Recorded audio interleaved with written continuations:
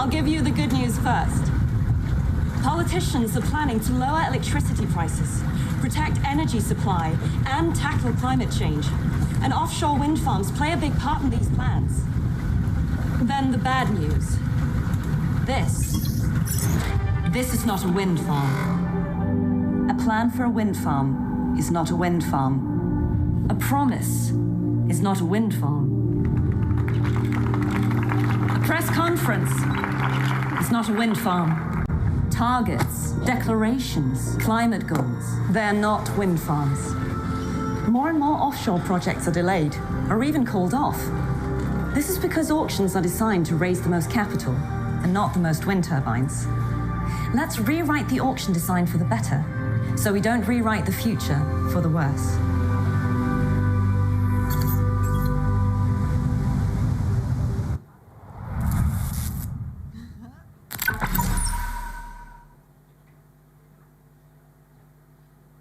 Dzień dobry, witamy w drugim dniu konferencji Polskiego Stowarzyszenia Energetyki Wiatrowej. Nazywam się Dominika Tarczyńska, na antenie Polsat News prowadzę program Czysta Polska. A jestem Marek Czyż, miło mi Państwa zobaczyć, przywitać. Ja dla odmiany prowadzę 19:30 w Telewizji Polskiej. Ekumenicznie dziś z panią redaktor z Polsatu mamy wielką radość Państwa tu przywitać. Brawa dla Państwa, witamy serdecznie.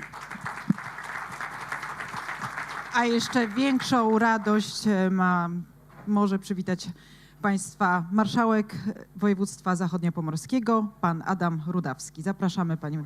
Przepraszam, wojewoda, bardzo przepraszam, panie wojewodo.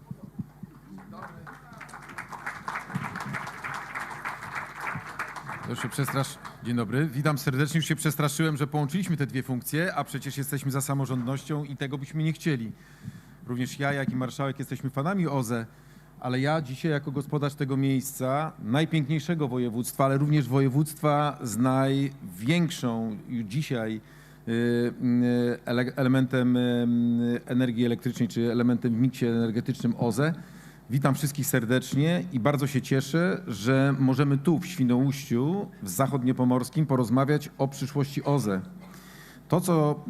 To, co wydarzyło się już w Zachodniopomorskim, czyli to, że w Zachodniopomorskim produkuje się tyle energii elektrycznej z odnawialnych źródeł energii, że zaspokaja ono w zasadzie zużycie zachodniopomorskiego w energię. Wyobraźmy sobie taką sytuację, że wszystkie regiony wykonują taką pracę i wtedy jest to, o co nam chodzi, to znaczy o to, żeby energia elektryczna, cieplna i każda inna nie była emisyjna, żeby nasz klimat był do uratowania, bo przed takim wyzwaniem stoimy. Mamy w Szczecinie, w Zachodniopomorskim, w Świnoujściu wielkie wyzwanie.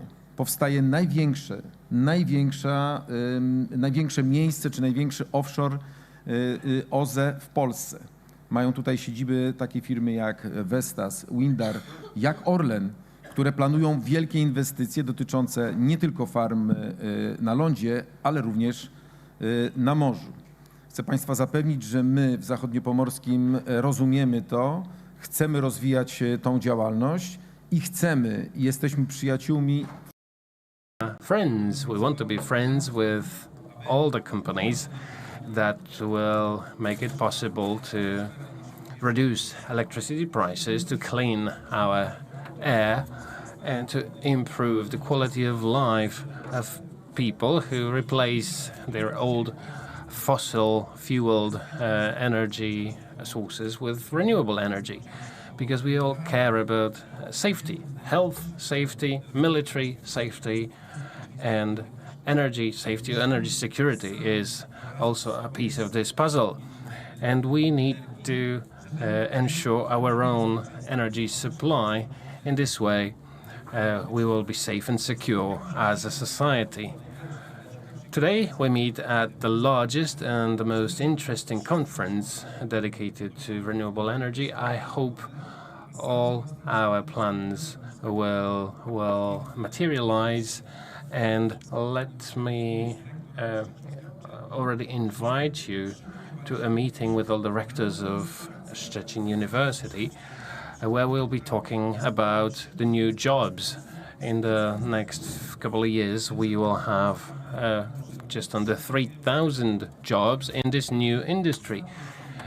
We will prepare our universities For that, we will cooperate with them to make sure that these new jobs and these new businesses are socially acceptable and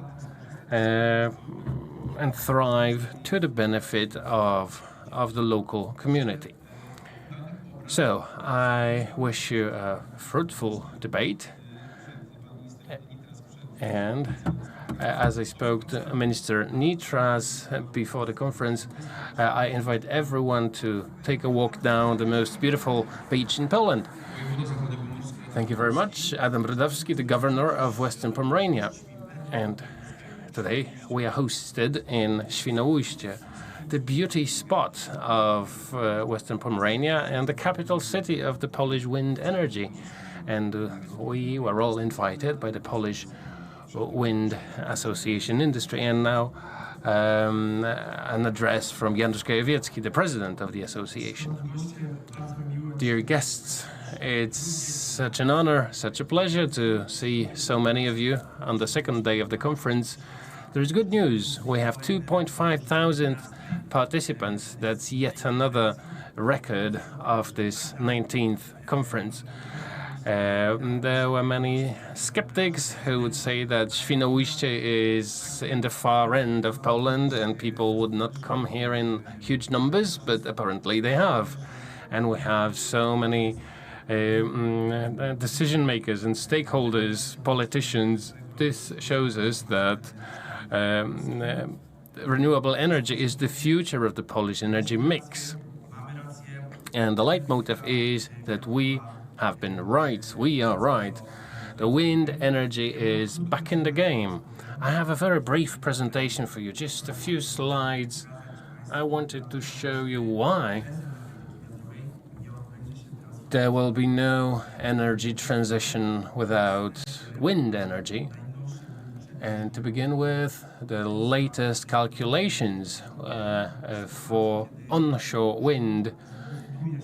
If the government finally decides to update the wind farm regulations and if they will reduce the minimum distance between a turbine and a building from 700 meters to 500 meters. So here's a slide. This change, which is relatively simple and that requires social agreement to reduce the minimum distance by 200 meters. If we manage to do that, then the installed power will be doubled by 2040 and will go up to 41 gigawatts. This is the energy that Poles need. Poles need clean, affordable energy. That's a small, minor change, and we've been waiting for 6 months. So we hope that these changes will take place soon. Why 2040? Why not next year? Why not 2030? Well, we spoke about this to Minister Motyka. Well, investment processes take time. Today's procedures take 5 to 7 years, and the period by 2040 and 41 gigawatts, it's feasible, but we also hope that there will be more legislative changes. I will discuss them in a second. These other changes will also bring green energy closer to us, closer and simpler. Now let's take a look at offshore. When it comes to offshore, our appetite is huge and our capabilities are huge, and the potential is just immense. In the Polish Sea, today we can build 33 gigawatts. These are expert studies, but they take bold decision-making from the government and unlocking the maritime area zoning plan. If it happens, then we can launch the whole value chain. And what are the major challenges?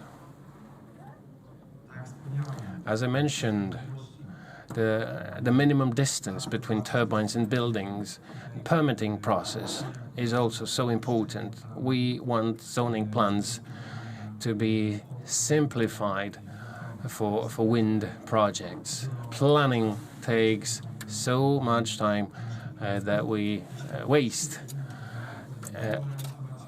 All other renewable energy sources can use simplified fast tracks, and wind energy cannot. This is a very urgent change that we need, and the distance, the minimum distances from the grid. There are very conservative provisions right now, and in the updated regulation, we need to shorten those distances. Amend these distances.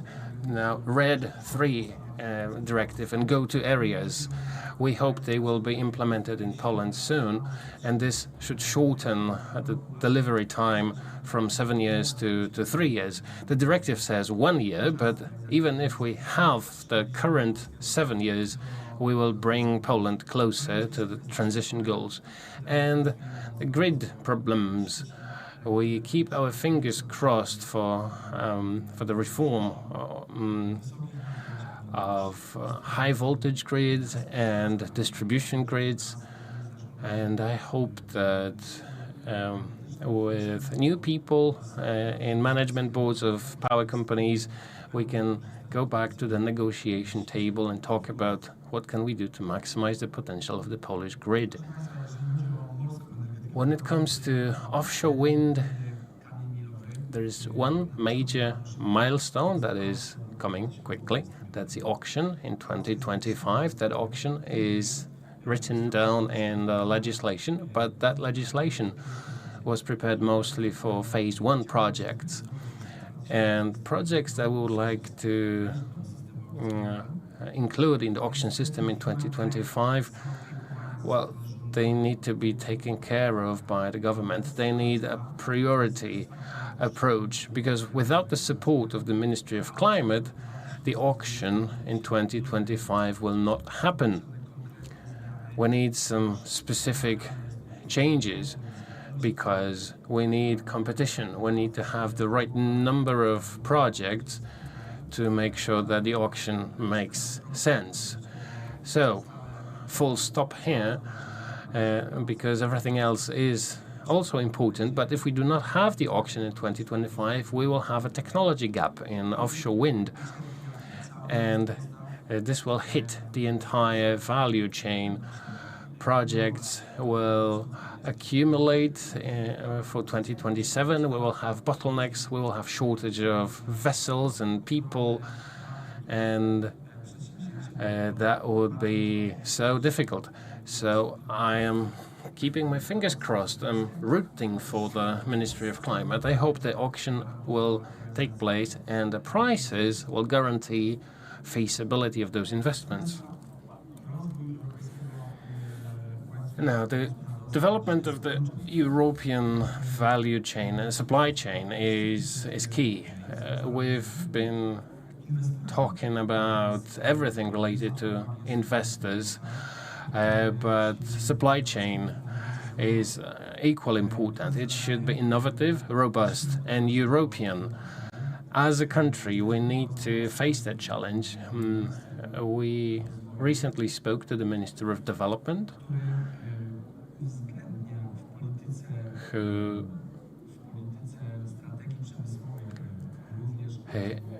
has included the growth of low-emission sector in the national strategy plan. The low-emission sector is supposed to be the leading industry, and an important part of it should be the wind industry and other renewables.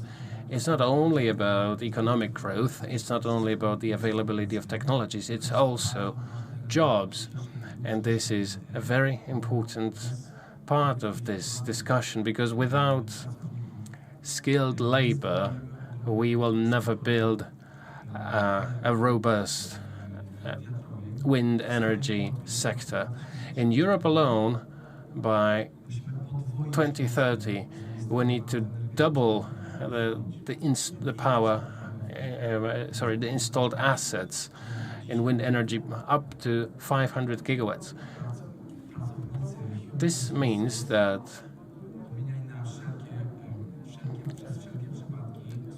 human resources are probably the largest challenge on the way to meeting wind energy development goals. As the association, we have launched training programs, also mostly in Western Pomerania, in cooperation with the Marshal and the Mayor of Szczecin. We have already finished the first training programs and workshops.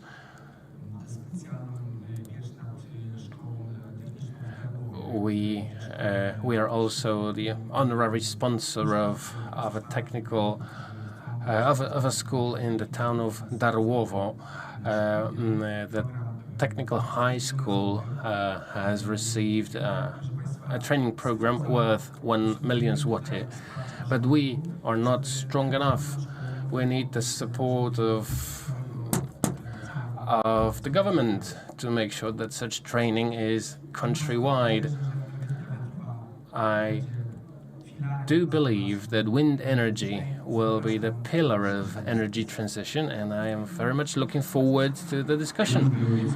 Thank you. Janusz Gajowiecki, the president of the Polish Wind Energy Association. So, without further ado, we have an action-packed agenda, lots of panelists, and we have a very distinct but also very good division among the lineup. We have politicians and industry people. So, Barbara Nowacka, the Minister of Education. Miłosz Motyka, Undersecretary of State in the Ministry of Climate and Environment. Dariusz Wieczorek, the Minister of Science. Sławomir Nitras, the Minister of Sports and Tourism. And those in the front line of energy transition, so the business and the industry. Sebastian Jabłoński, the CEO of Respect Energy. Michał Kołodziejczyk, Equinor Poland. Dariusz Marzec, CEO of PGE. Jagna Kubańska-Łyczakowska from Vestas. Please take your seats.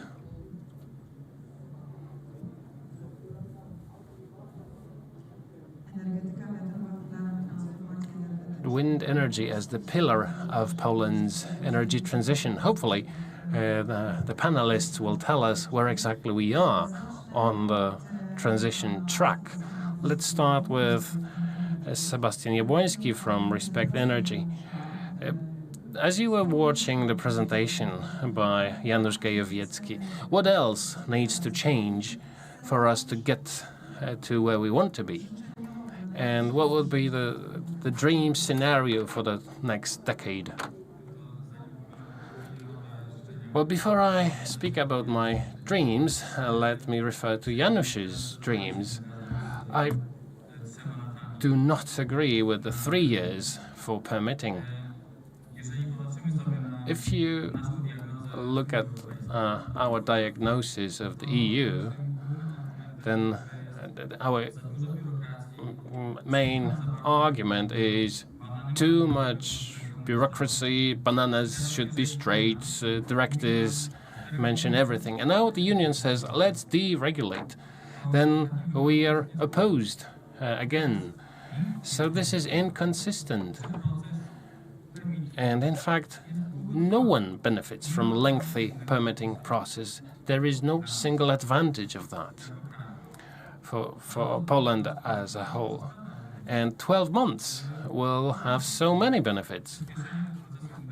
So faster investments.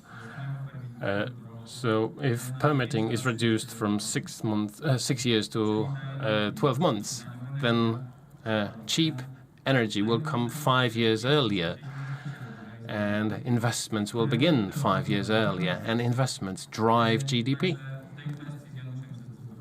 So I disagree with Janusz on whether 3 years is acceptable or not. I fully agree with everything else he said.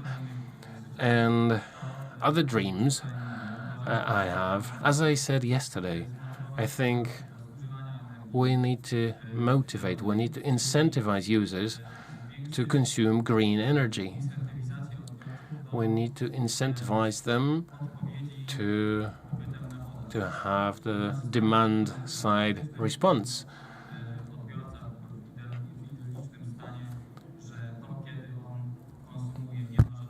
So we no longer live in the times where we have fixed energy prices all year round, and our industry, our job as the industry, is to make sure that energy is always available, but the prices will vary.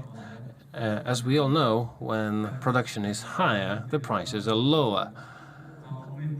And right now we have curtailment, and we curtail those plants that generate the most affordable energy, whereas coal-fired assets keep working. So this is far from optimized.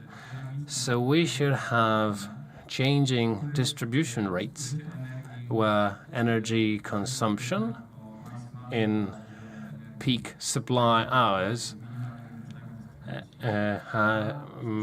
comes with reduced distribution rates. And conversely, consumption at those times of the day where there is little green energy, distribution rates should be higher. This will motivate, this will incentivize the users to use energy when it's the cheapest and when it's good for the grid. Another thing is energy storage. We definitely need those because now the Polish grid operator has to keep 5,000 megawatts of coal assets, even if we have a potential for green renewable energy. That's because of the grid safety. And now to reduce the minimum technical requirements of coal and gas plants, we need to build energy storage. And in this way, we will be able to produce more green energy, and by replacing coal and gas-fired plants with storage systems, we will increase the system's capacity to accumulate renewable energy by 11 gigawatts. This is one of the reasons why we need to deploy more storage. Dariusz Marzec, do you agree with the wishes of Janusz? Would you add something? I generally agree with everything. I am learning all the time and listening. But we need to remember that it's important always to have the proper balance and structure, the power sector.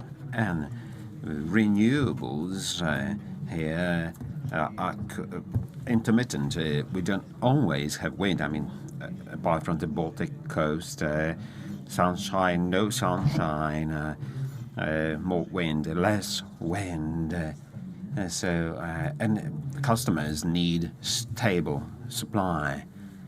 And this is why we need varied sources, so diversified sources. They are different, they operate differently, so we need to flatten the supply and use energy storage. We used pumped storage for that, and also chemical energy storage facilities. We're building the largest one in Żarnowiec in Poland, and we also have plans for big energy storage facilities at other locations. But what are we talking about today? What we're saying is that Poland's entire power system has to change, has to go down the transition line. So In the past, all of our energy was produced from coal, hard coal in the south of Poland and brown coal in central Poland and in Turów. So Bełchatów in central Poland and Silesia supplied electricity for the whole country. Nowadays, we have more and more energy produced in all parts of the country, including in the north of Poland. So we need to invest a lot in the distribution and transmission grid to accommodate those new flows of electricity because of the distributed character of the system, those new sources of energy. So investing 4 billion zloty annually in the distribution network and making those changes in the distribution network.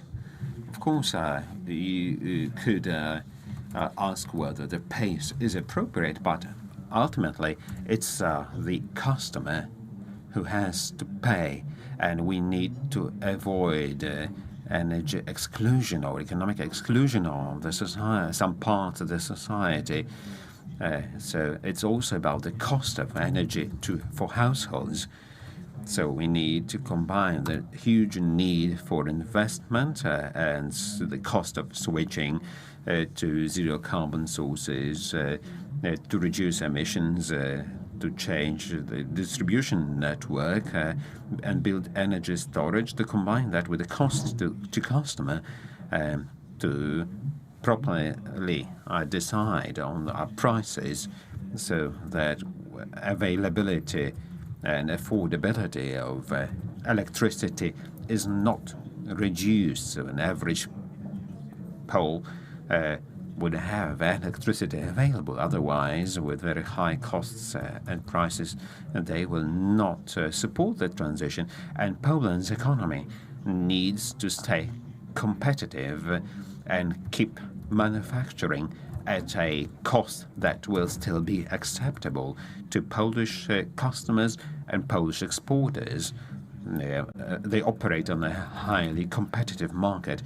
So these are all parts of this whole puzzle that need to come together. So zero carbon approach, zero emission approach, but we should not really throw the baby out with the bathwater, and we should not jeopardize the prospects and the competitiveness of the Polish economy. Striking the right balance and having the right approach, we can move forward. Michał Kołodziejczyk, Equina, Poland. Where are we today in terms of the development of the offshore program? Thank you. Thank you for inviting me. I feel honored to be here because we talking about offshore wind, Poland's largest investment program, I dare say, since the Second World War. 100 million zloty in the first phase, and the ongoing projects are worth 70 million zloty, and those which will be starting soon. So we believe that those projects should be cared for in a better way. They should get the right attention and publicity from the main players and the main stakeholders here. Equina in Poland is a strategic energy partner. We have 3 gigawatts in onshore projects, including solar parks, wind and energy storage, and Baltic projects 1, 2, 3 on the Baltic Sea offshore projects that can supply clean energy to 4 million of Polish households.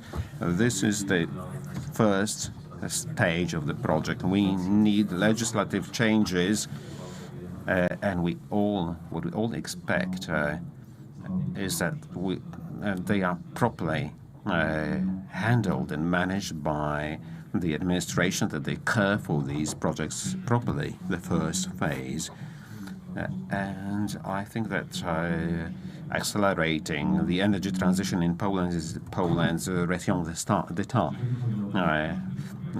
to have clean energy available. As for the first projects, we are to finish the contracting stage, and we'll go out to the financing market by end of June. And we're planning to make the investment decision towards the end of the year. But these projects need a stable regulatory framework, regulatory environment, and the attention of politicians.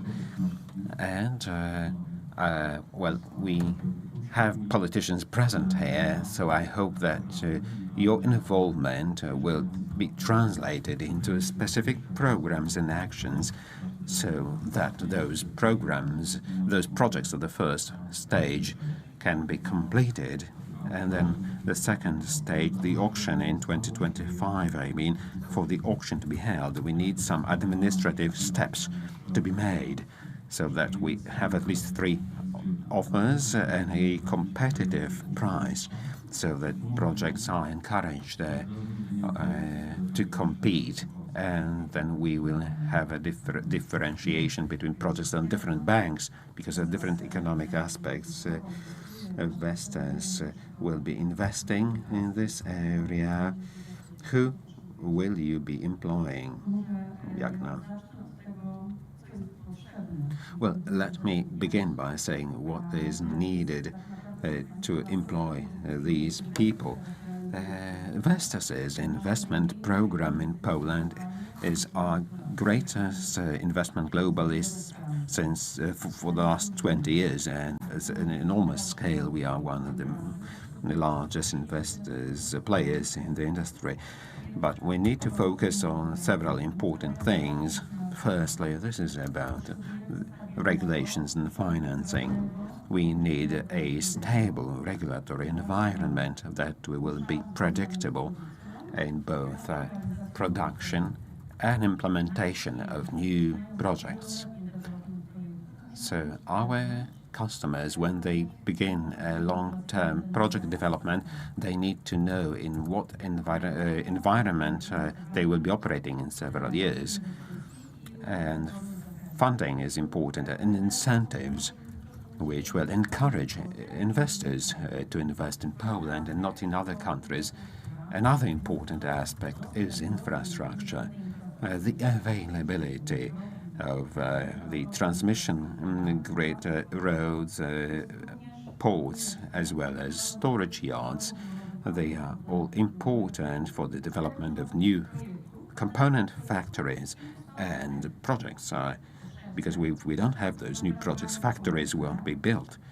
And thirdly, the social involvement, because every change is really worrying for the public. We need to get the public on board with interesting and attractive social campaigns, so that those concerns that the public has will be addressed properly and they will see the opportunities ahead.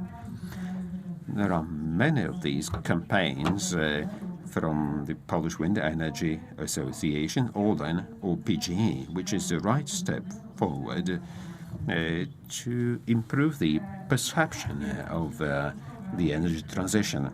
And thirdly, and importantly, this is about education, special educational and training programs by universities. And we can see that universities all across Poland, not only from the north, are interested in those programs. And we see the offer of the Poznań University of Technology with passionate academics that support our industry. And this is really wonderful to see the enthusiasm of these academics. But what is crucial here is really to change the status of vocational training and secondary school vocational training. We need engineers, service technicians, manufacturing employees. We need to show people that vocational and technical secondary schools can be an interesting way to begin their career path, so that we actually develop the personnel and have the right resources for our industry. So this is what the industry expects. We will come back to that, but let me give the floor to Miłosz Motyka, the Secretary of State in the Ministry of Climate and Environment. We will soon have a new Act of Parliament, so it was being born in political pain, so to speak. Why in pain? No. Well, but if you let me finish my question, we will get back to this political aspects that you mentioned. Okay, so I will rephrase my question. So we will have the act. Let's leave the painful political circumstances aside. 500, the closest distance to residential areas. It's about procedures. Procedures take time, not 2, but 8, maybe 10 years. My question is, when will this legislation make life easier for the industry? When will it come into law? Apologies for not allowing you to finish your question, but it's okay. But Janusz Gajewicki had a very provocative introduction. So, well, this new legislation is something that people have been looking forward to for a long time. It's important for the industry and the Polish economy. So, well, how the renewables were blocked and all the myths, actually, it all slowed down Poland's energy transition. It unfortunately threatened Poland's energy security. I can take full responsibility for those words. I don't know why those decisions were made back in 2016.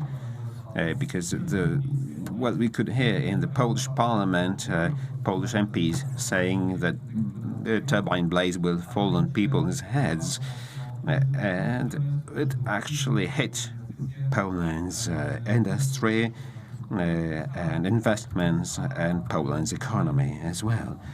So we will soon be working on this act of parliament in parliament.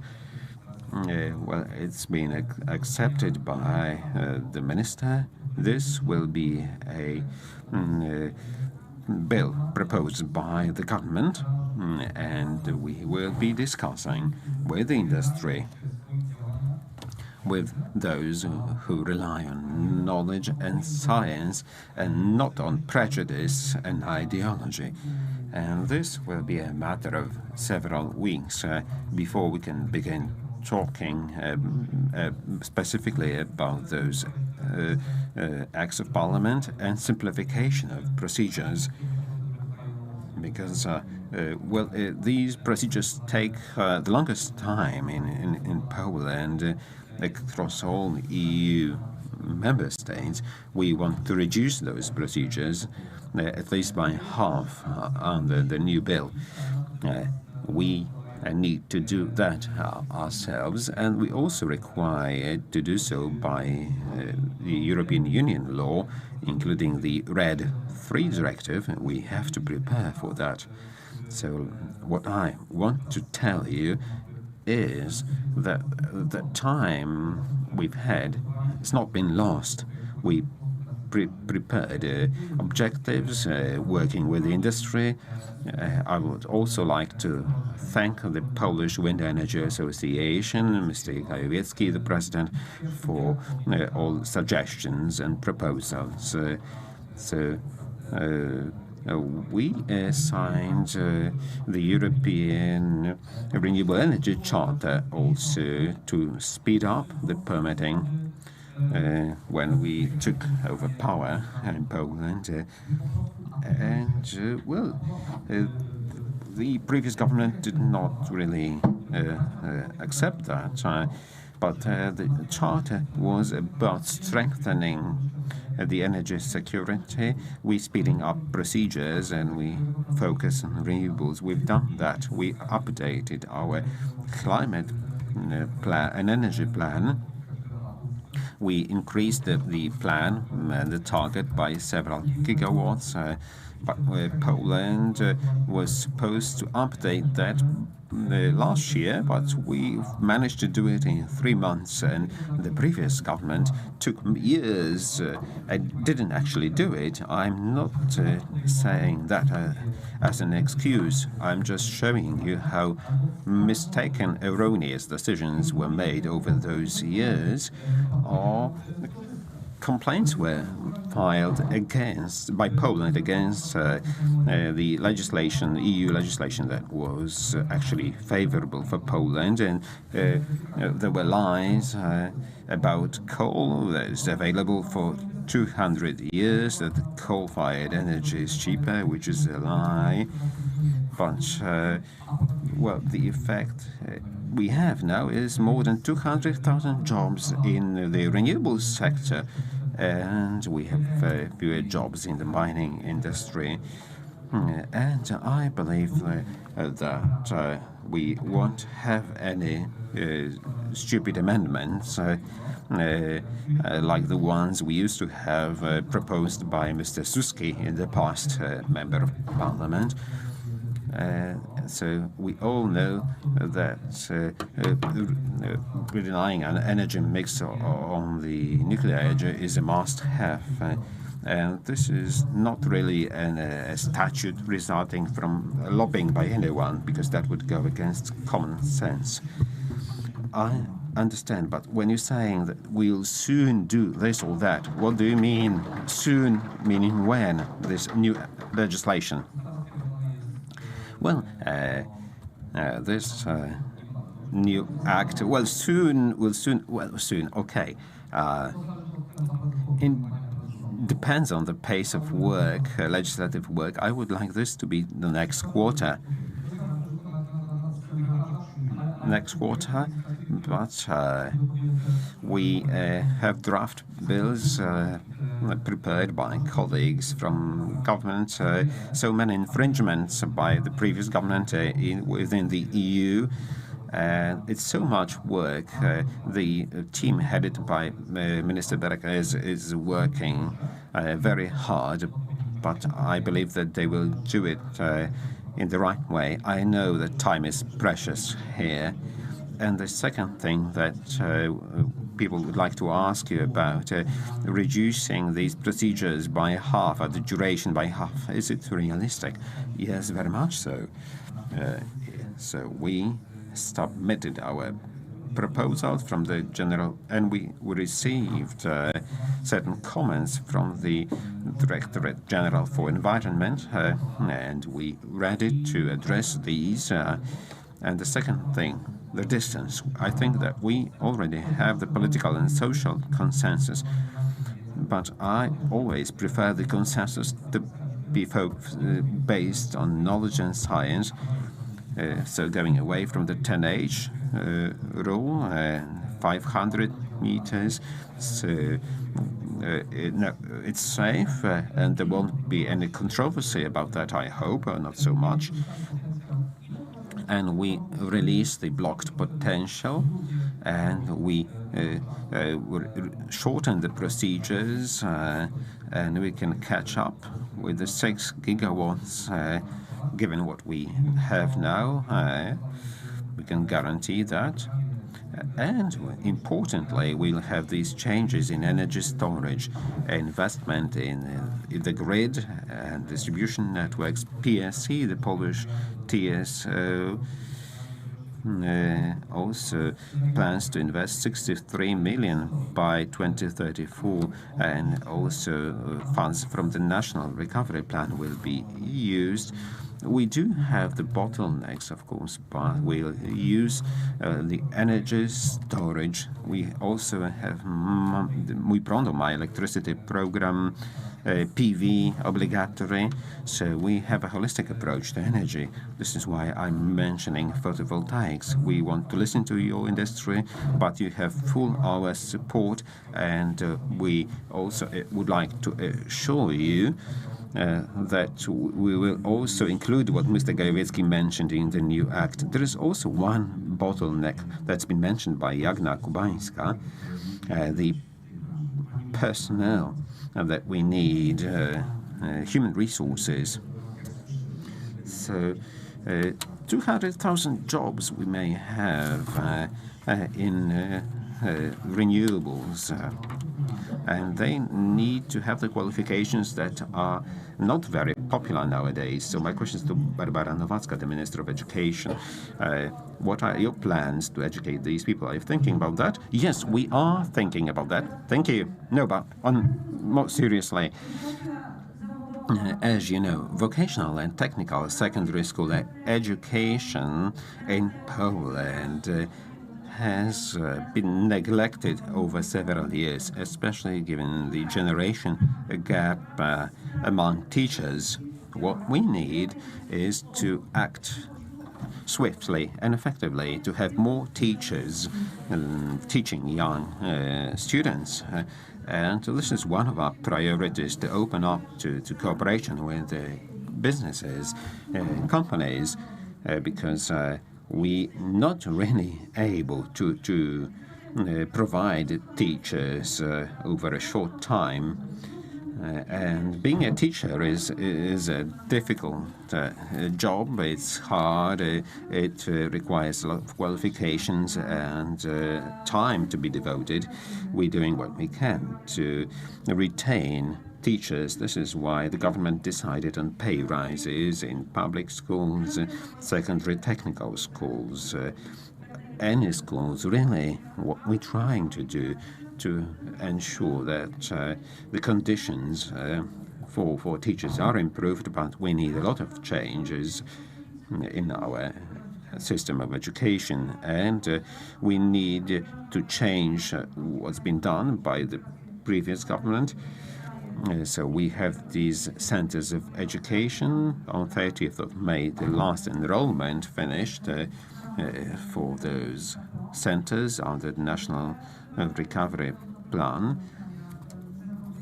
But the curriculum has got to be revised for technicians that will operate equipment for renewables.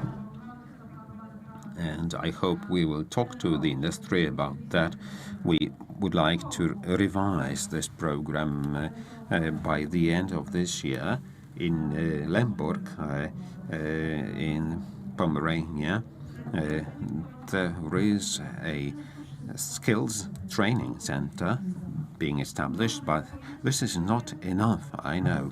One of our priorities will be to improve vocational training, vocational education. 51% of the students in Polish secondary schools go to those vocational schools, and we have many problems here. These problems are also addressed by local government, but local government needs to improve that situation. What we need to do is to work with businesses. So the technical secondary school in Darłowo is a good example, and with good teachers. And what you can offer is to help young students learn and qualify with the highly qualified labor and good conditions. Those people can be retained in Poland. I know it's difficult to train excellent technicians and engineers, but we will then have a challenge of ensuring that those people stay in Poland and we retain those employees. And this is where we need to work together with employers so that students have practical classes, or they can also be qualified working in your companies, because otherwise we have a serious disturbance of the market. Well, we have students interested in studying at universities, and that is already there. But I think that we need also to focus on working more closely with businesses in terms of vocational technical training, and have more teachers willing to teach those students. But this is also beneficial for companies, because those curricula and programs can be adjusted to what businesses need.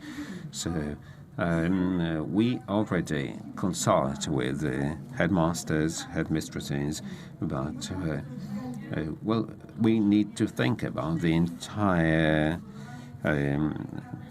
educational period.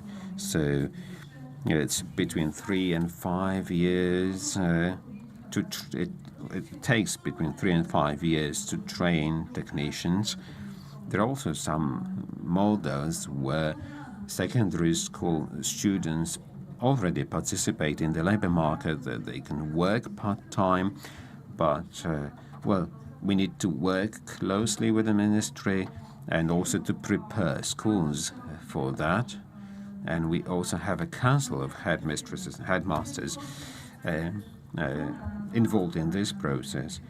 So, well, it's got to be fashionable to become a teacher and a secondary school, vocational secondary school student in Poland. If this is not fashionable, if this is not popular, then we will have those problems.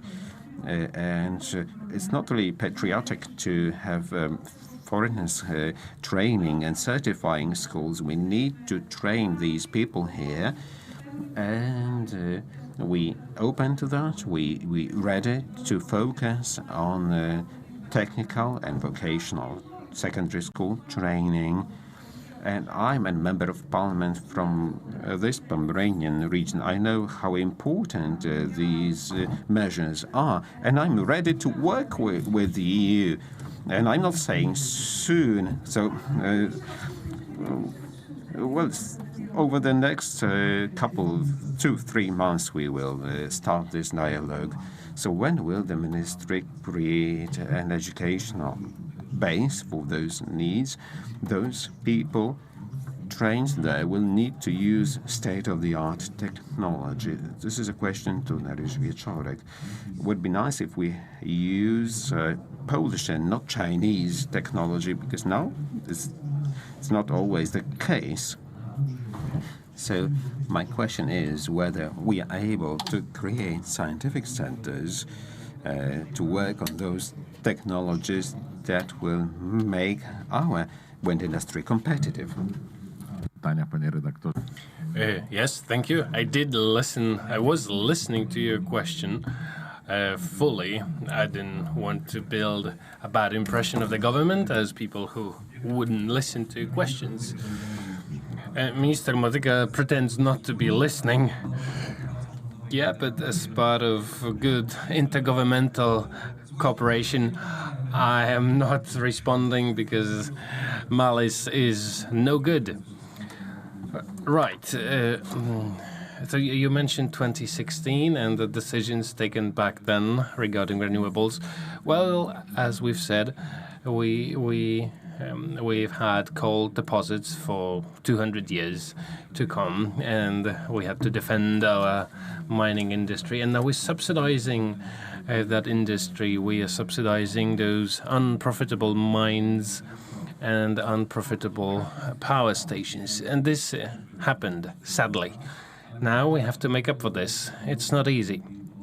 Now, your question was about new technologies and what we can do about that. There is good news.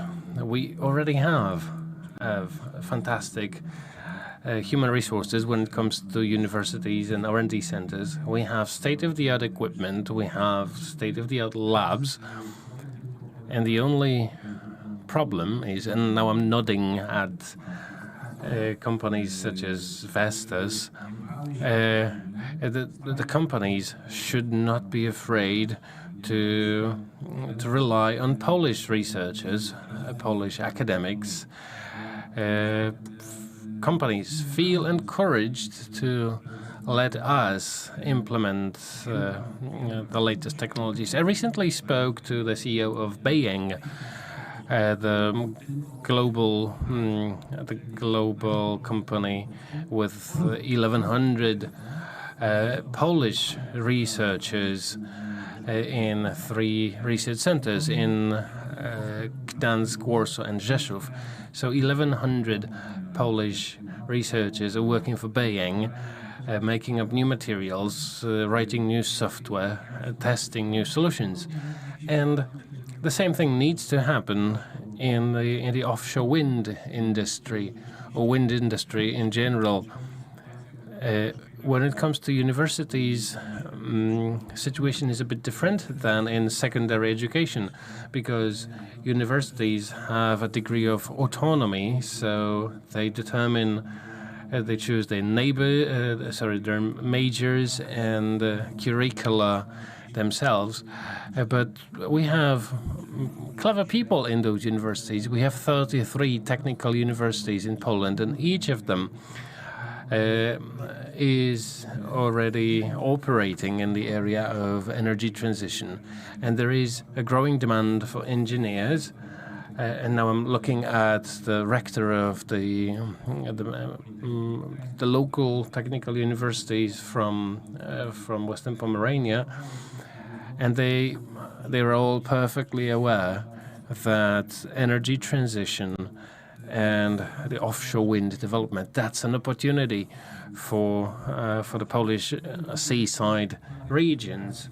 As we saw during the introductory presentation, we know what the potential for renewables is, and we need to make the most of that potential. Now, in your question, you also asked about money. Each year, we spend 600 million to 1 billion zlotys in investments in hardware at universities. So, if necessary, universities can apply for funds, and we will surely support them.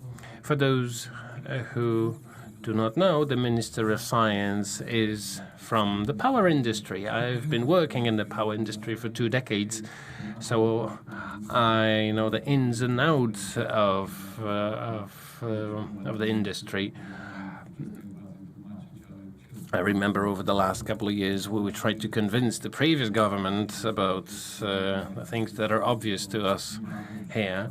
It was not easy. I hope now we will accelerate, and in the next weeks or months perhaps we'll be talking about the new legislation, and we will be supporting these solutions because they are very, very necessary.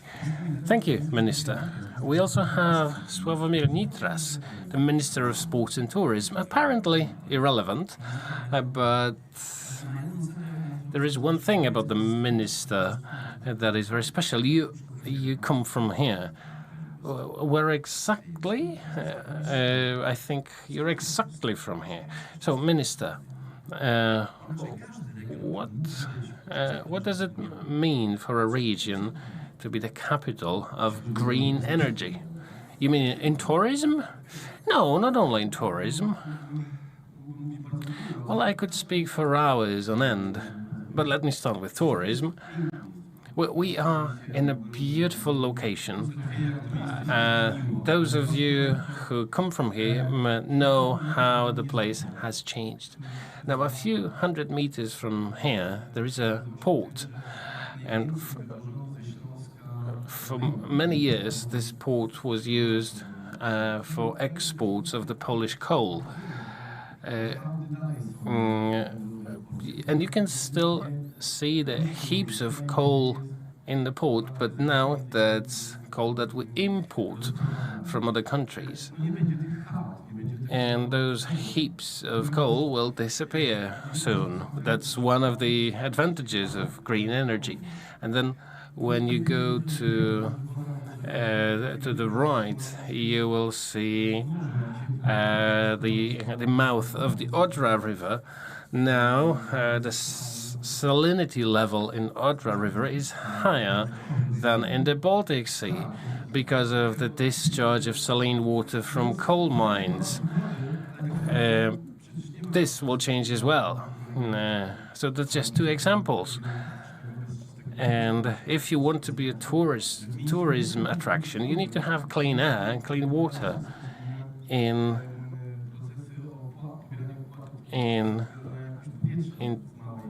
tourist locations, tourists usually rebel against paying the so-called climate fee, because why would they pay a climate fee if the climate is no good? And indeed, I come from a small town not far from here, a town called Karlino. Back in the 80s, everyone hoped that Karlino will become another Kuwait or Saudi Arabia because gas deposits were found in Karlino.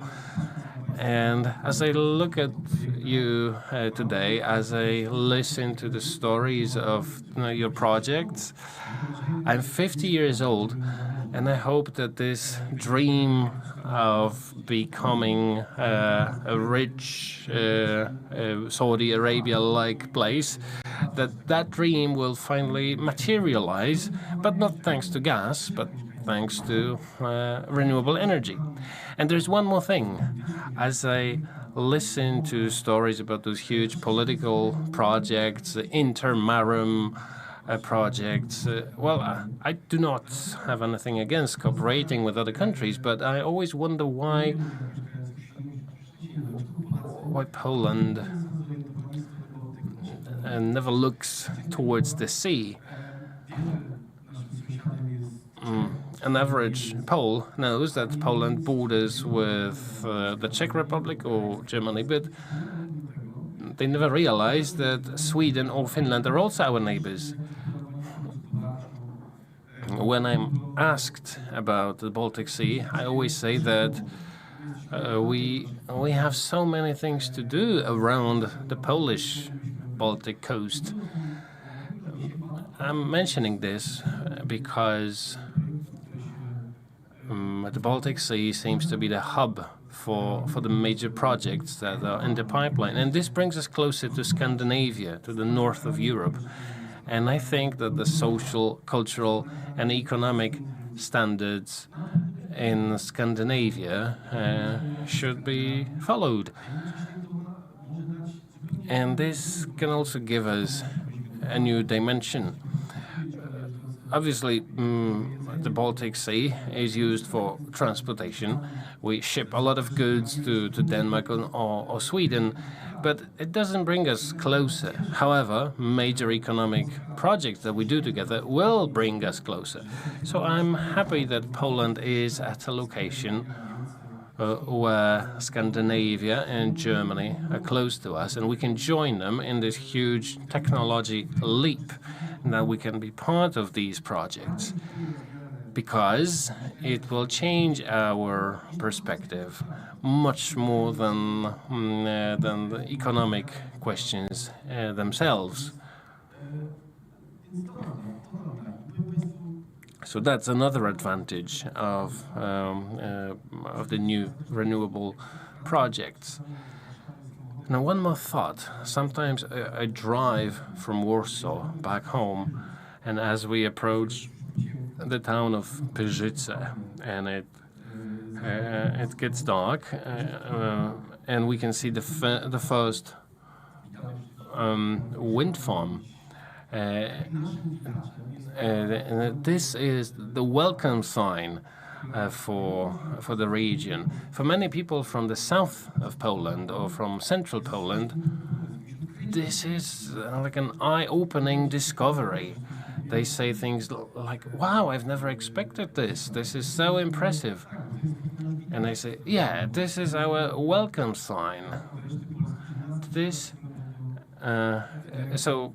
people who live here don't need to be convinced about the benefits of renewable energy.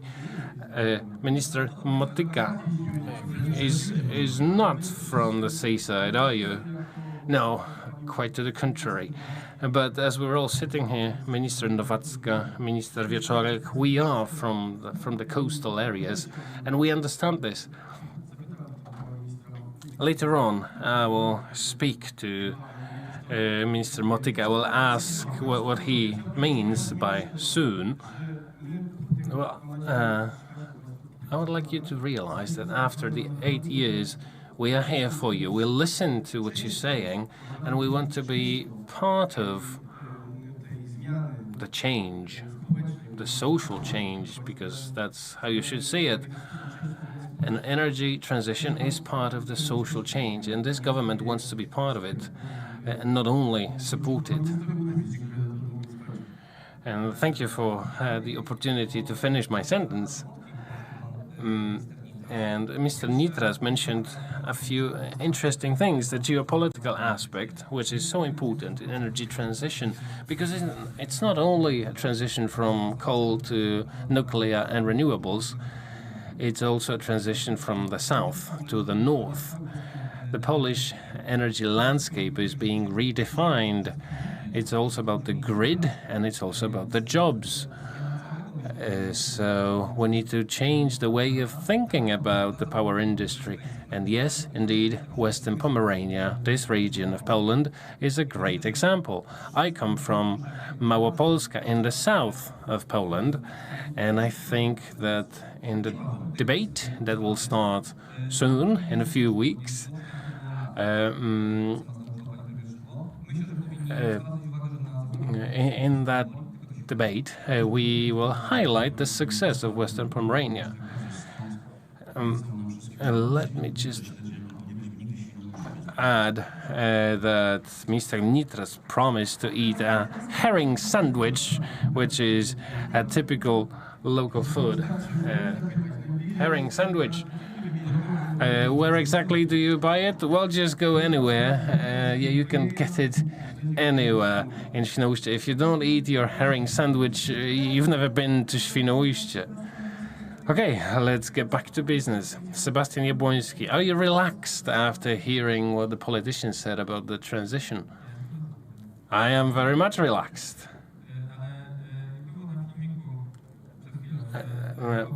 But you've just seen the video. Words mean nothing. Oh, that hurts, doesn't it? Oh, it does. Yeah, but the project is already in the legislative pipeline. The draft is in the pipeline. Well, we invited you to cooperate, so your words are necessary as well, so we're waiting for your feedback. Well, why not today? Why not start today? Well, you can start today, but words still mean nothing. And President Gajowiecki, well, his words mean a lot. For instance, the charter signed in Brussels. Well, my words are not turbines, Mr. President. So what actions do you expect in the immediate future? In the immediate future, well, I expect words to make flesh and or make paper and be signed by the President of Poland. And that's an important political signal, but I hope that even our predecessors in the preliminary draft of legislation proposed 500 meters, but they were hostages to radicals who do not understand what transition is about. They changed 500 meters to 700 meters. But then we launched some education campaigns. Maybe we should educate the president.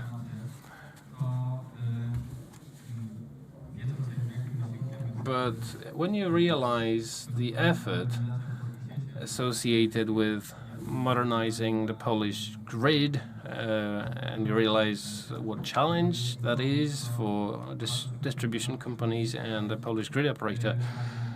We would also need a very liberal legislation on direct line, which would allow us to freely connect our projects to industry off-takers.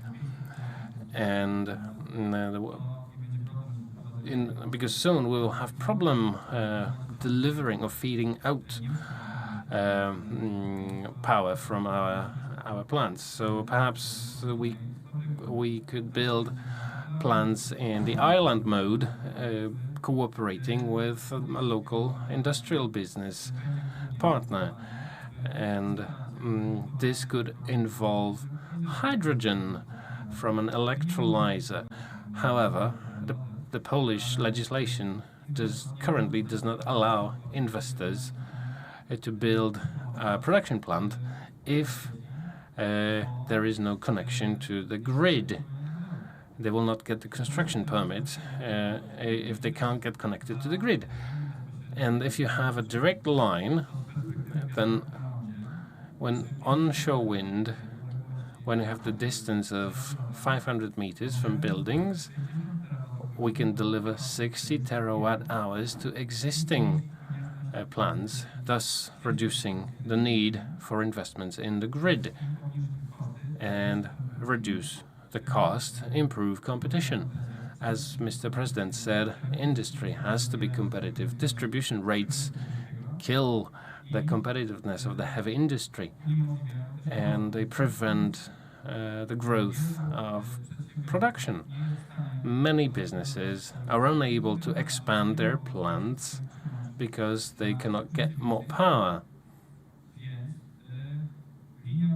So a direct line would have a direct impact on jobs and GDP. Thank you. PGE, Equinor, Vestas. Gentlemen, or ladies and gentlemen, I have a question to you. The government websites says that the first kilowatt hours from offshore wind will flow in 2026. Is this realistic? Well, I understand this is, well, I can answer this question with regards to PGE's projects, but before I answer this, I need to explain the background. Mr. Czyż, now you work in a public TV station, which was ruined and devastated for 8 years before. Now you need to rebuild everything from scratch. And the same thing is happening in the power industry. I travel to Brussels, for instance. I speak to the people in the DG, and they were devastated by working with the previous government for the last 8 years. When we spoke to these people, they were so happy to have a partner who is from the same planet. For the previous 8 years, all they could see was dull faces, unable to speak to them. So we have some procedures, we have some red tape, we have some decision-making processes, communication processes. We need to rebuild trust. We need to show them, hi, we're from Poland, but we're normal. We will not attack you. We will not be sulking or petulant. We will be working about the nitty-gritty. We want to talk about timelines. But rebuilding that trust takes time. Now I'm speaking on behalf of the PGE. In PGE, we had political staff, and those politically appointed officers were not doing anything, at least not anything right. So we need to rebuild everything internally as well. We need to focus on economic goals rather than political goals. And in the past, we had those isolated groups supported by different political decision makers that were bickering against each other. So now We need to rebuild everything, and it takes time. We need to start from scratch. I'm talking about rebuilding trust, also internally and externally, especially with the EU, and I'm talking about normal business processes, restoring normal business processes and practices in those organizations that were ruined by the previous government. And I know we would like everything to happen now or overnight, but those processes take time. We are rebuilding trust and rebuilding relationship. In the EU, we speak to people, to Greeks, to French, to Italians.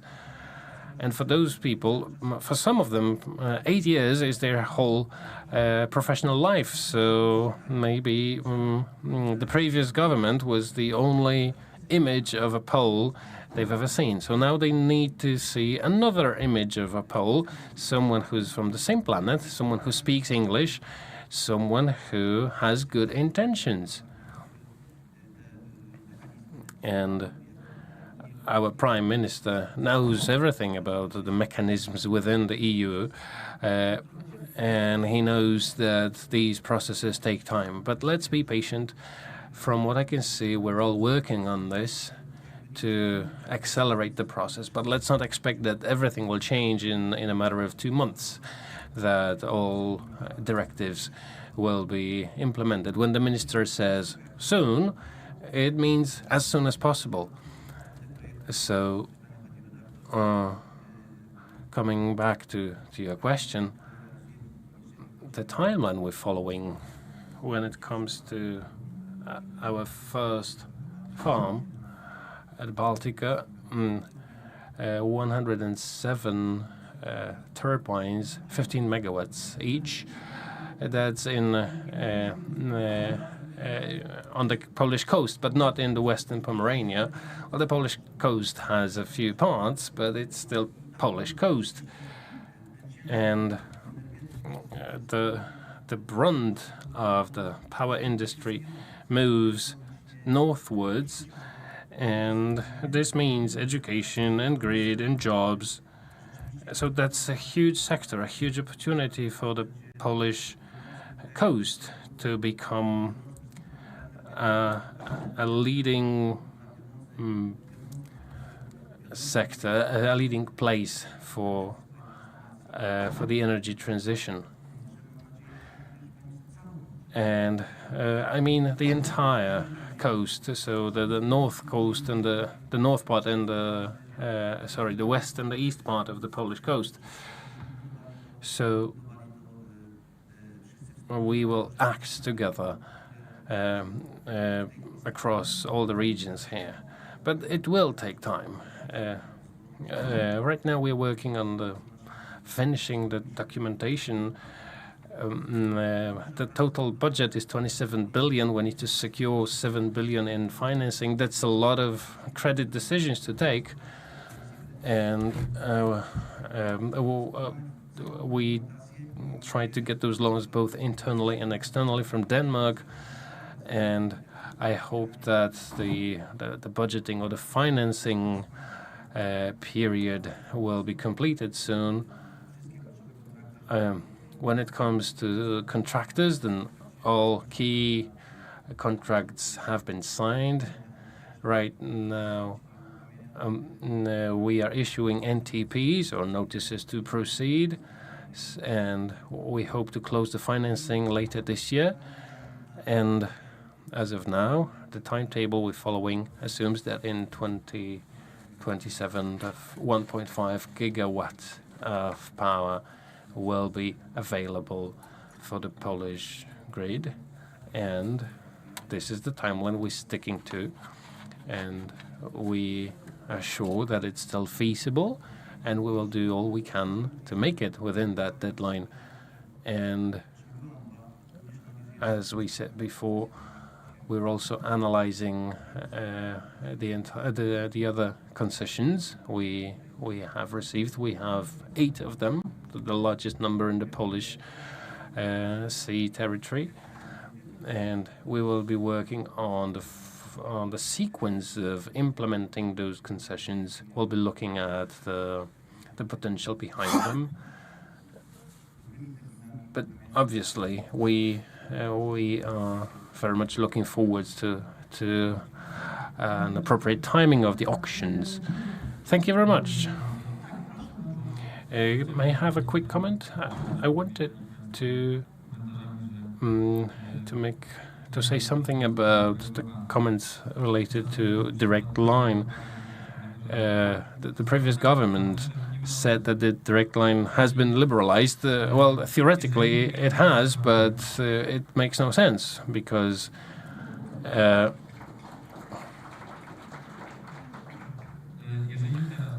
if you build a power plant now and you install a direct line to an industrial off-taker, then you have to pay distribution rates, and you pay for energy that is never fed into the grid. It's as if you become vegetarian and you have to pay for meat you don't eat.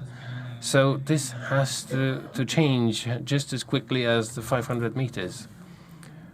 And yeah, what about the TV subscriptions? Well, there are, and the healthcare premium, because have you ever been to a public dentist financed with a public healthcare? Well, you need to remember about one thing. Clients switch off from the system when they have an alternative source. So people don't want to pay the healthcare premiums if they can use private hospitals. But we still need the public system, and so that's a parallel. The country needs a grid. And when you have an industrial plant with their own power source, then there is a defect in that power source. What happens then? Let's remember that if you want to have a plan B, an alternative source of supply of electricity, then you will use infrastructure, and maintaining and building that infrastructure costs money. So I'm not saying that all current legislation makes sense. Some needs improving, but it's not okay for people to get disconnected from the system if they don't need the system. Even if you don't use public healthcare, you still pay public healthcare premium. And this applies to everything that is public in the broad sense. Just like with firefighters, if you've never had fire at home, where would you pay your taxes for firefighters? Schools. I no longer go to school. Why would I pay taxes that finance schools? Why should I do that? Why should I pay for schools? I don't need teachers anymore. I don't want to pay for that. So that's not cool. Let's stay reasonable. Yeah, I agree that we should stay reasonable. But there is a fixed fixed fee for accessing the system, and there is a variable rate for distribution, and that distribution rate should be dynamic. So when you have a direct line off-taker and they do some damage to the grid, they will be paying more. And you cannot penalize greater consumption, because a lot of consumption that goes through direct line will be new demand. And without direct line, that new demand will not exist because it will be too expensive. And in industries such as data centers, where over 80% of OPEX is electricity, so 80% of variable costs for the new ChatGPT, that's the price of electricity. So if that ChatGPT has to pay twice as much for electricity as for distribution, they will never be built in Poland. So do you want to have that new industry in Poland or not? Or do you want to have solidarity and 160 terawatts of demand in a decade? Or perhaps we want to be more liberal and just allow building it, because it's better to share 160 terawatts where everyone pays for distribution, or maybe 400 that is free for all. Do Jagny. Okay, let us come back to Jagna. So when we have electricity flowing in 2026, what will be the Poland's share in the supply chain? We are responsible for a part of the project. You need to ask our customers. So it's an important part, but on their part, we're producing components, building the servicing organization. We had a tender for transport vessels for servicing teams to the wind farm. So we're trying to make sure that we deliver everything on time. But as for the participation of Polish companies in the supply chain, there is a huge opportunity for Poland's economy because of the energy transition. But in order for the largest number of Polish companies to be involved in this, we need new manufacturing facilities established, and we need a stable, continuous supply of new wind projects. Otherwise, we won't have the demand from factories. Factories are not built based on declarations and announcements.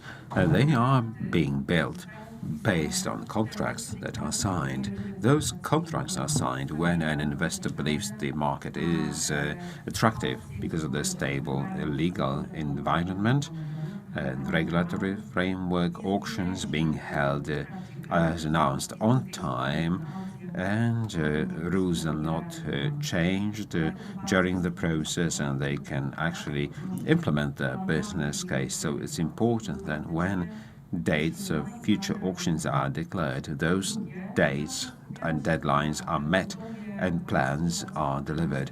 We focus on the supply chain for offshore wind, but for the last more than 20 years, Vestas has built a network of several local suppliers for onshore. So what we see now is onshore stagnation, which will certainly have an effect on the condition of the local suppliers there. And this is also a reason why government initiatives to liberalize the Distance Act are so important, and also the measures to simplify urban planning. And we're happy to see what the government has been doing, and we keep our fingers crossed that it will speed up. And we know that we have been keeping our fingers crossed for several years, but I hope that you succeed this time. I don't want to address this to you, Minister, because it's not like an individual sport, not one athlete sport. It's like a team sport, and we are aware of that. So please do not take this personally. I know it's about the entire government working to achieve that. Yes, if I may add, it was not yesterday or half year ago, not yesterday or 2 days ago, but for the last half a year, we have been proposing amendments to change that, and you have our assurance that we will make sure that it is done, and we fully understand your needs, the energy policy of the country, and your investment needs. Yes, we keep our fingers crossed and we support you. And Mr. Gajowicki has been strongly focused on those activities, and we hope that we will see a positive, successful result. There is also one important thing regarding the local supply chain and how much it is involved, and this is sustainable development. We've seen a technology race over the recent years where bigger and bigger turbines are being built, which creates a never-ending list of challenges for the entire supply chain. So after the investments made by our subcontractors for the existing platforms, we don't know if they will be ready to invest to be ready for bigger turbines. And with the size of the turbine growing all the time, it makes it impossible to optimize production and cut the cost of production. So for us, what is important is reliability, quality, and scale. This is the only way how we can build a healthy and stable supply chain. Michał Kołodziejczyk, how much is 2026 realistic? 2027 is realistic for Baltic 2 and 3, where electricity is to be supplied for the first time and the wind farm to be fully commercialized. But we hope that the Ministry of Climate and Environment will address the proposals regarding the legislation for phase 1 as proposed by the industry. So we need a change in the legislation to have all the hands on deck to move swiftly to phase 2. So we have tens of thousands of people behind that. The Polish supply chain, Polish businesses are preparing to be involved in the new industry, offshore industry being born. 100 million first phase, more than 100 million second phase, and the following phases. But we need predictability of auctions. And they need to be example.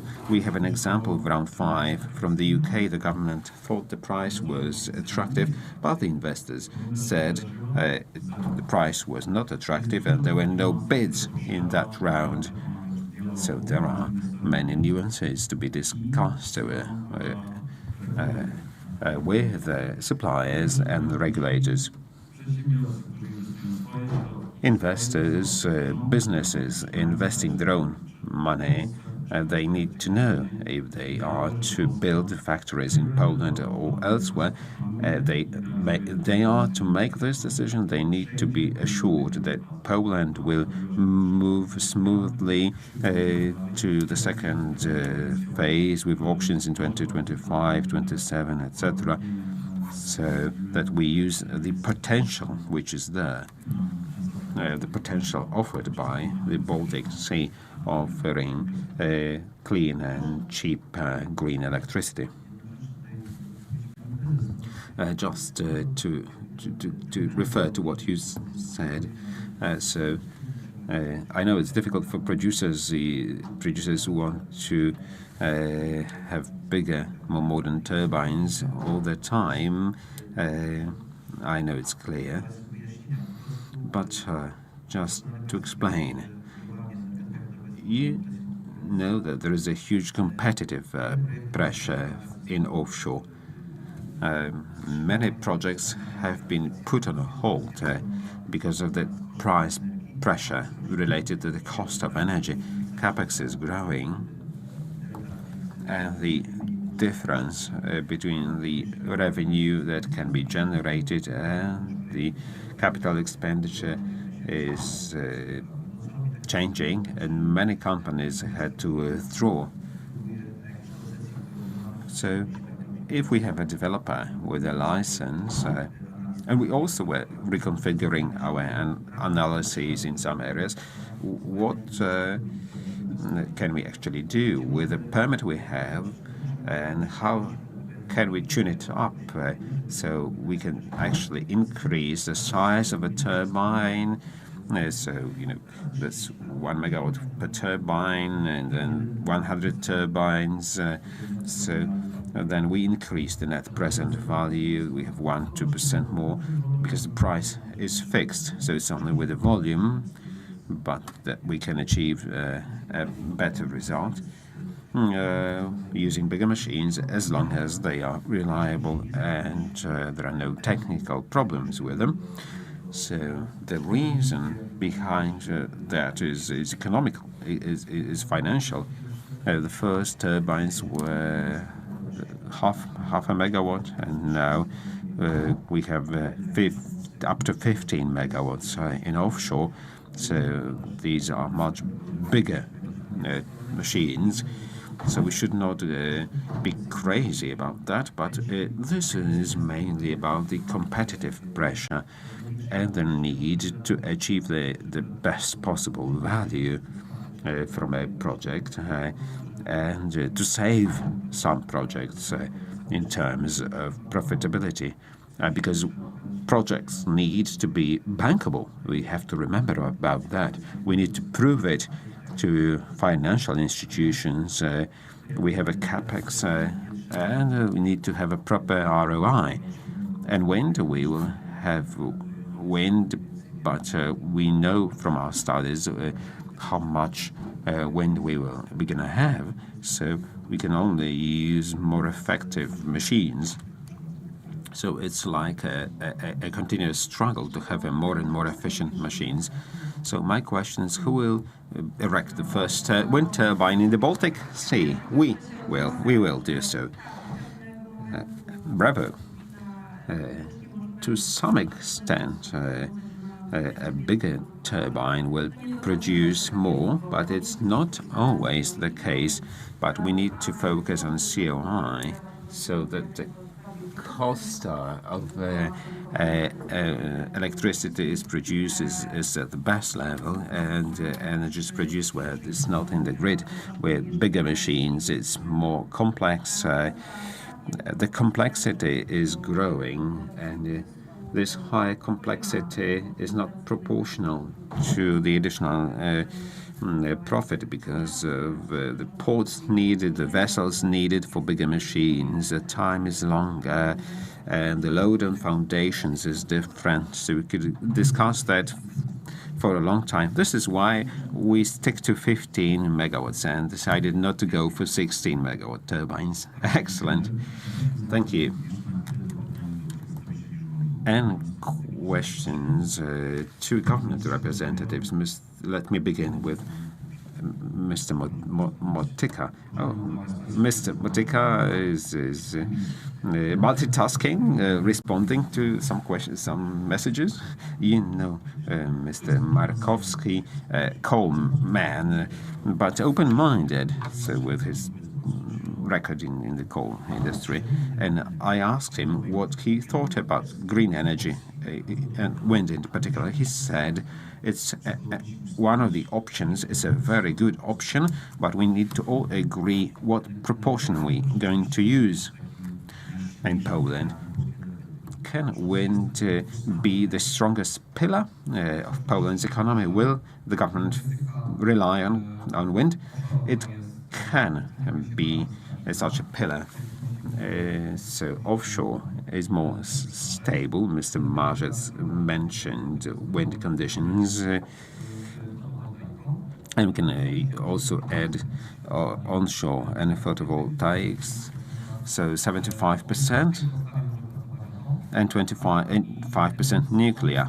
So this mix of renewables and nuclear is a good combination. We have seen the example of that in France for industry and households. And in terms of prices, this is really very profitable. We will see a huge challenge to satisfy the generation gap by 2035, but I think we will cope with that and remove the bottlenecks of the Polish transition, which is our transition grid. But I think we'll make it. And talking about those dates, these are seriously very important decisions. Some people say that the nuclear project is delayed by 1-2 years, but it's not true. We're trying to speed up, because in the past it was delayed, and nuclear is necessary to stabilize renewables. And we've seen slides and have heard words that the nuclear power plant will be built and we'd have electricity from that in 2035. But in 2022, the program for nuclear was updated and it was not delivered. The environmental decision for the nuclear power plant was delayed by 2 years and the project was delayed. This is what delays our energy transition, such political decisions. I know that talking about the government, now you have huge hopes and expectations, and Mr. Marzec said how important those decisions are in terms of funding. We're not able to catch up in 8 months, in several months, because it was neglected over the last 8 years. And since 2016, we've seen a collapse of onshore. But what we can do is to simplify procedures and improve the situation for onshore and Mój Prąd, or My Electricity program. And your voice, your studies and analysis will be heard, because I know it was not over the past years. Let's focus on education. Ms. Nowacka, is there a platform of cooperation and agreement between those who teach students and those who need those employees? So I'm thinking about some career advisors, or how to link these two, connect these two circles. Ms. Barbara Nowacka, the minister. Yes, it's already there, but we can improve that. So we have career advisory. So career advice is being provided, but we actually can offer better opportunities in secondary, technical and vocational schools, because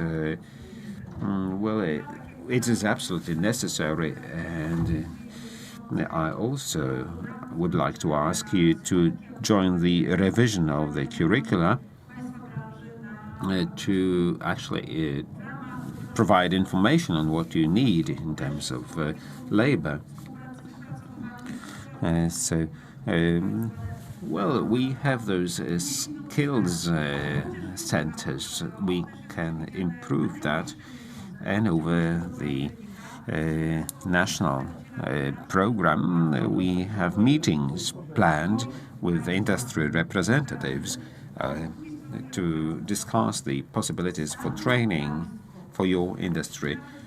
But the Polish state itself, even with if it undertakes a huge effort, it will not be able to remodel entirely vocational and technical education. We need to join forces so that people trained and educated will be retained by your companies. So I mean this dual training model. There are some administrative barriers there, but we proceeding with that. And it's also important to offer training for secondary school graduates, some kind of lifelong learning program. We're already doing that, but we need to have a systemic approach and overall approach. There is a separate department at our ministry responsible for vocational education. And in 2021, an agreement was signed between ministries to develop offshore. From the Minister of Education's perspective, it could work in a better way. I encourage you to cooperate with the ministry so that you support also our efforts of developing secondary technical and vocational schools. And then you will have highly qualified employees on this new labor market in the Pomerania and Western Pomerania as well. It's also possible in other regions of Poland, and those industry-focused skills centers are really linked to the local market. And Mr. Minister, for some reason, we have this mining and metal processing academy, university established, and well, we need faculties. We need a centralized program for this industry, for renewables. Yes, and technical universities are aware of those needs. And if I just can mention direct lines here, I'm talking to many representatives of Polish and foreign businesses. And what they would like to have is affordable or cheap and clean electricity. If it's cheap, then it's profitable for businesses. We need to make all the efforts to have the lowest price of electricity. In the past, we have the highest price of electricity in Poland. I know all those CO2 fees and the money that was squandered and not invested in energy transition. It was not the energy transition that the money was spent on, unfortunately. And in that context, universities have to change and invest in those new areas, new faculties, but we need to have lecturers and teachers. And this is where those universities have to work closely with the industry, because we need experts with practical background who will teach students at those universities. When you're talking about wind or renewables, those need to be practitioners. And the universities are responding to those needs, and they are preparing. And I'm really assured that they will be able to cope with this challenge. So what we will do we will be persuading universities to offer postgraduate studies as well, so that people could train, educate themselves in the area of offshore. But we need to have the proper laws to support that.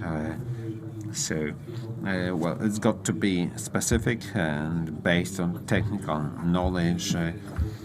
So when the Higher University Education Act is adopted or is amended, we want this new law to specify that these will be universities training students on a daily basis, and well, with the proper programs and the proper technical knowledge. And I've recently been to the AGH University, and they are also very serious about the energy transition there. And they also conduct research in this area.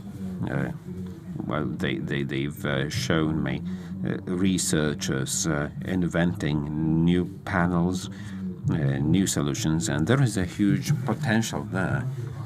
So we should not really be concerned there won't be a shortage of experts, but it takes several years to train those experts.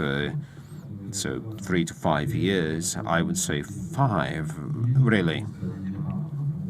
So it takes time. It will not happen overnight.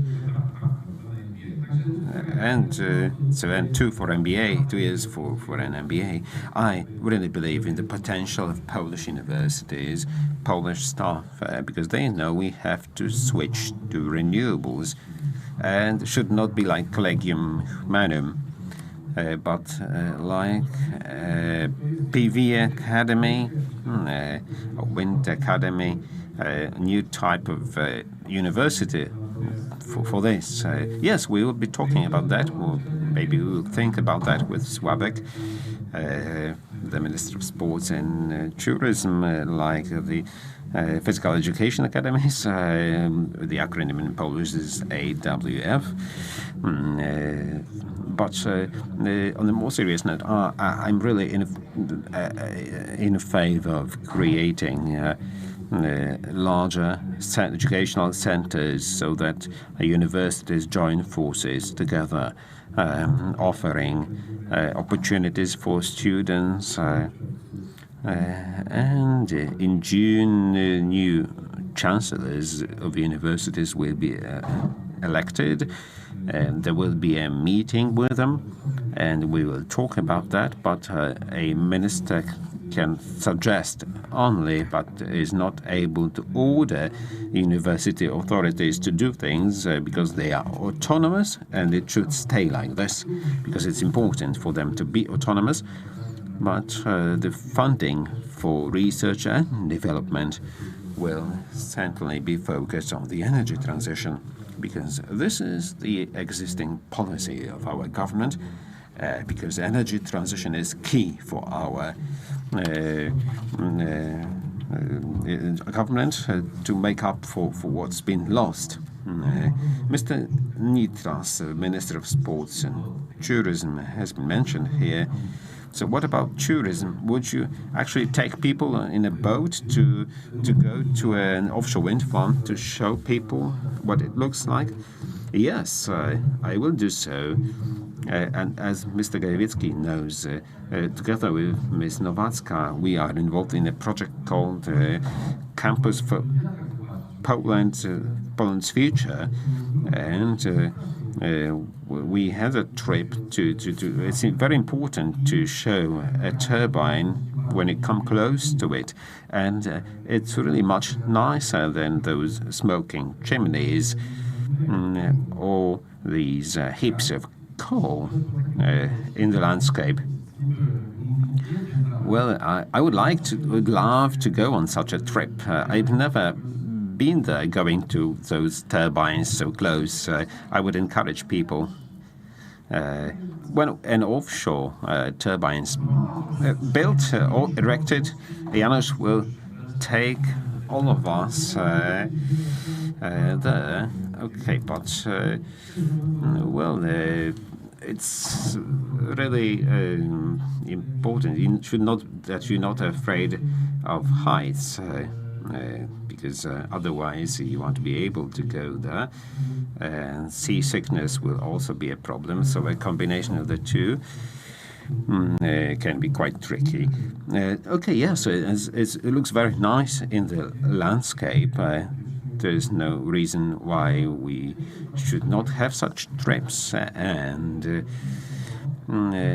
I can tell you that turbines are a unique part of the landscape in the Western Pomeranian province, and I'm proud of that, because this is what makes our landscape unique in Poland, and this is what makes the landscape interesting and attractive, and not to mention the economic potential and importance, and we've grown to accept that, and love those turbines.